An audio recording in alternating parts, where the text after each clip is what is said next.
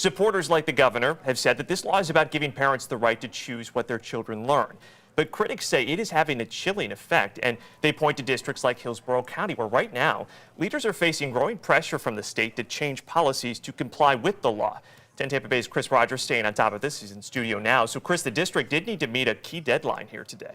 Well, Josh, that's what we thought. According to the workshop yesterday, the DOE directed Superintendent Addison Davis to provide an update today on what their plans are. That has now been changed, and the district says they are still drafting that at this point.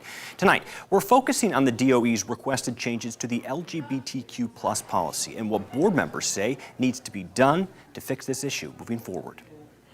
We got really specific feedback for our LGBTQ plus guide that you'll see, but there's really kind of been silence as it relates to the racial equity policy. In a November 18th letter, the Florida Department of Education took issue with two specific Hillsborough County school policies, one of which is the LGBTQ policy. Potentially out of compliance with Creighton Safe Schools guide that related to the restroom, which is a new ruling has been put in place. So openly, we sent a letter back. The wording in question regards, quote, access to restrooms and sex-segregated facilities. Superintendent Davis says they're actively working to make changes. They're pleased with the progress that we're making, but we just got to work quick as we can to be in compliance. Part of the problem, some board members say, is the district is falling behind when it comes to legal representation. When academic services calls me and says, this is what needs to happen with sex ed, I need to work with somebody who has multiple clients. We are not the priority. How do we run a $4 billion industry and not have a dedicated client?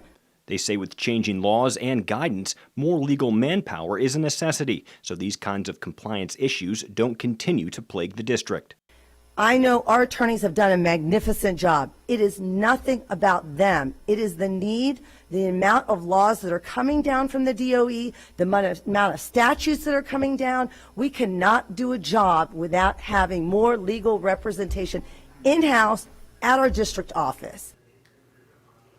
Now, the superintendent and board members agreed to schedule a meeting to decide whether or not to change certain language to comply with state law or to keep it as it is and deal with any potential consequences.